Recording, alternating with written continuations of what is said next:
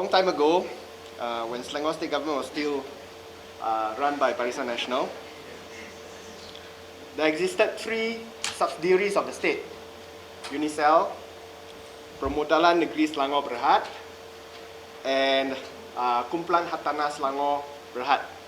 Okay, three subsidiaries of the state, three GLCs, who did a joint venture with Talam.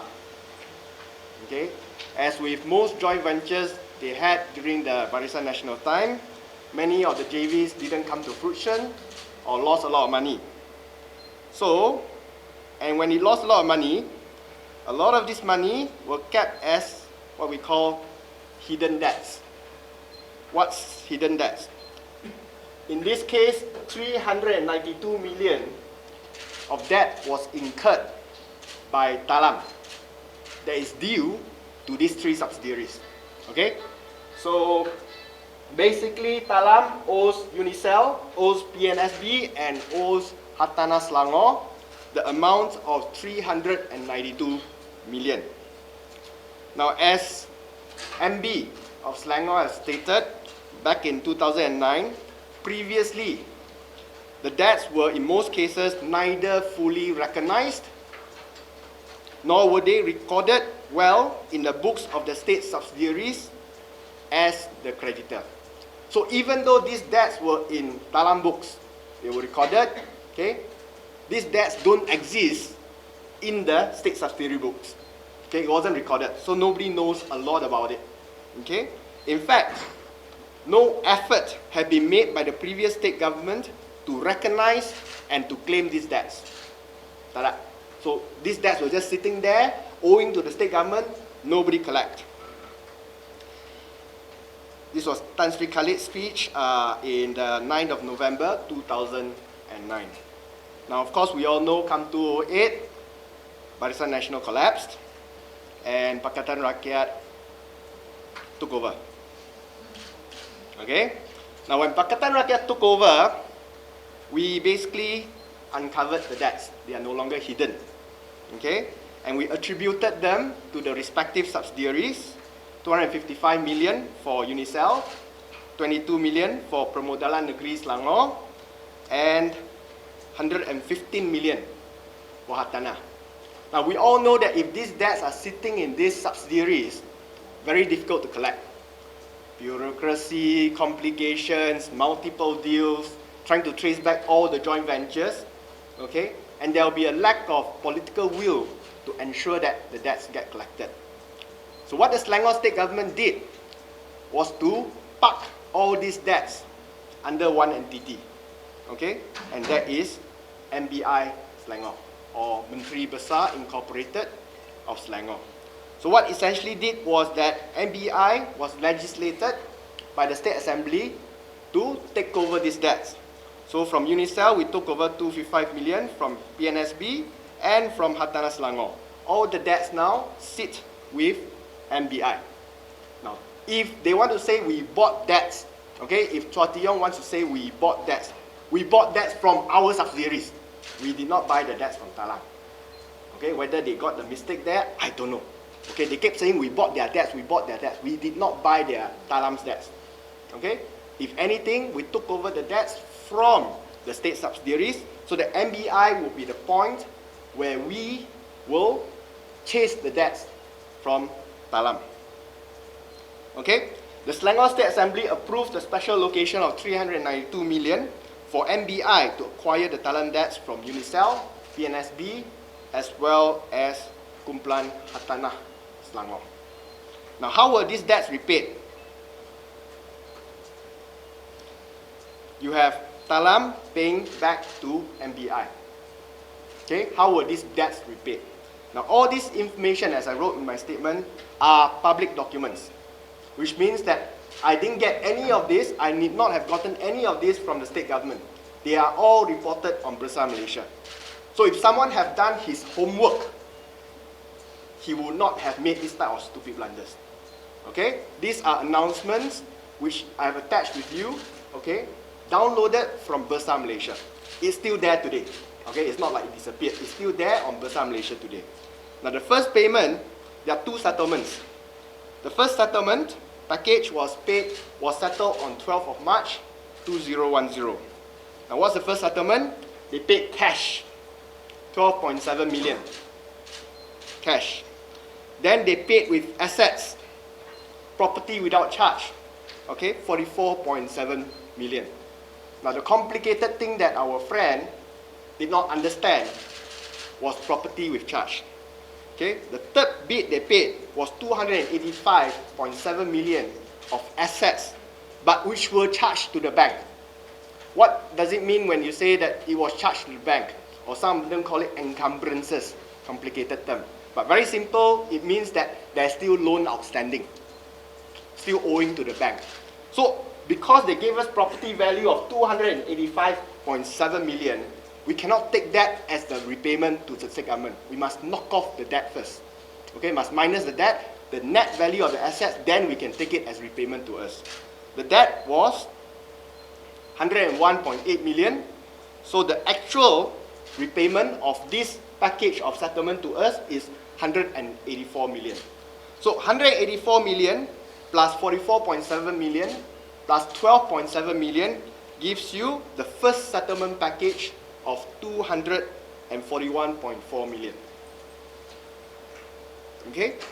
Then, there is a second settlement package, 9th of April 2010. In this case, all the properties were charged to the bank. Total worth of these properties, 345.6 million. Again, 345.6 million cannot be used. It must deduct off the loans that are still outstanding to the bank, which is 195 million. So the value we can take from this asset as settlement, as repayment to the state, is only 150.6 million.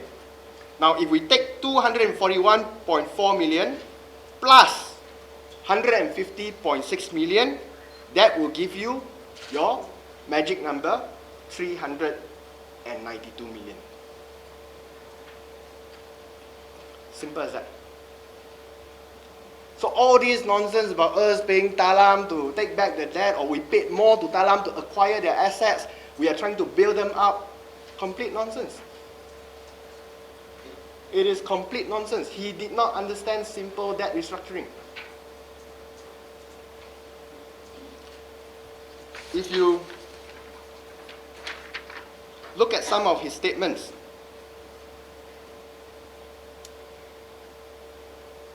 he said that what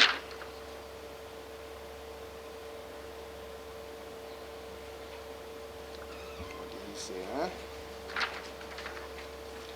He accused PR Selangor government of acquiring 676 million of assets to bail out Talam. This is what he said. 676 million to bail out Talam. Now, if I were Talam, I will not feel like I have been bailed out, because I have given away 676 million of my property to pay off my old debt. Why would I feel bailed out? I did not get paid a single cent. I had to pay back net assets. That means it went out from my books, net assets of 392 million. Okay? Dato' Chua also said from this deal, Talam walked away with cash of over 266 million, which is paid to Talam bankers. The exact figures I have not worked out yet. I can only assume that Dato' Chua hasn't worked it out yet because he hasn't a clue about what is going on. Okay? In fact, I'm completely stunned because surely he could have worked out that even though Talam managed to settle the 266 million bank debt. What's the 266 million? This one plus this one. This is the debt portion. Okay? So this debt Talam no longer owes the bank because the property is no longer with Talam. Okay? This debt is now transferred to state government. Okay? So even though Talam managed to settle the 266 million outstanding with their bankers for the loans they took for the properties, Talam gave up 676 million worth of assets to MBI in return. Okay? And based on mathematics we learned in school, I believe that 676 million is far more than the 266 million outstanding to the bank. Okay, so they cleared 266 million, but they lost 676 million. Okay, who benefited? Talam or the state government? Okay, that's a very simple question. Dato' Chua attempted to confuse the public even further with his own blunder and confusion by arguing that instead of just recovering 392 million worth of debt, PR Selangor government bought up to 284 million worth of assets from Talam to assist the company. Where? Where did we buy extra 284 million worth of assets? I don't know how he got his number. Maybe he can explain further if he still wants to explain. Okay? I will conclude that Dato' Chua failed to differentiate between buying assets and debt recovery, or taking over assets as part of debt recovery. Okay, I strongly suggest that Dato' Chua and his team of MCA Selangor leaders, including Youth Chief Dato' Kau Cheong Wei, Public Services and Complaints Chairman Dato' Teng Bok, and veteran comeback politician Pian Horn, who were all there with him at the press conference, to publicly apologize for misleading the Malaysian public with their inadequate understanding of corporate finance. They should stop making a complete fool of MCA and themselves. This advice includes their latest claim, okay, which was made yesterday, that the Selangor government had overpaid 41 million for one of these assets. Okay, this is my teaser for today. They have 24 hours to repent and withdraw their baseless accusations, that means the 41 million excess payment. If not, I'll be having another press conference, same time here tomorrow, to shred to pieces their allegations that Selangor had overpaid for land in the above debt recovery exercise, whether it is 41 million or more. Dato' Chua also claimed that the questionable view is involved about more than 1 billion. So that's where everyone was scratching their heads lah. Okay? because he added the budget 3 Okay, this is Dato' Chua Tee Yong's statement. Okay? He claimed that PR Selangor government, Pakatan Rakyat Selangor government, must explain to the rakyat the acquisition on the 676 million worth of assets and the usage of the 392 million allocation, which total to the 1 billion ringgit questionable deal. Now, assuming that he is right, okay, assuming that we did use 392 million to acquire 676 million worth of assets, by adding these two numbers together to get 1 billion, he is doing elementary double counting. Simple. You use 392 million to buy 676 million worth of assets. It's either a 392 million scandal or 676 million scandal. It is not a 392 plus 676 plus together 1 billion ringgit scandal. Because he claimed that the 392 million is came from the budget, the supplement bill. It doesn't matter where it comes from. Okay, if it comes from supplement bill, but it bought over 676 million worth of assets, it is already included in the asset 676 million. Okay, it's like I buy a car 40,000, okay, for 80,000 ringgit car. It is not a 120,000 ringgit scandal. It's either a 40,000 ringgit con job or 80,000 ringgit con job. It is not a 120,000 ringgit con job. Okay. So to me, it's simple failure of mathematics there lah. Okay, but that is not even true. Even take away his 1 billion accusation, take it at 392 million or take it at 676 million, as I've explained just now, it is completely frivolous and baseless.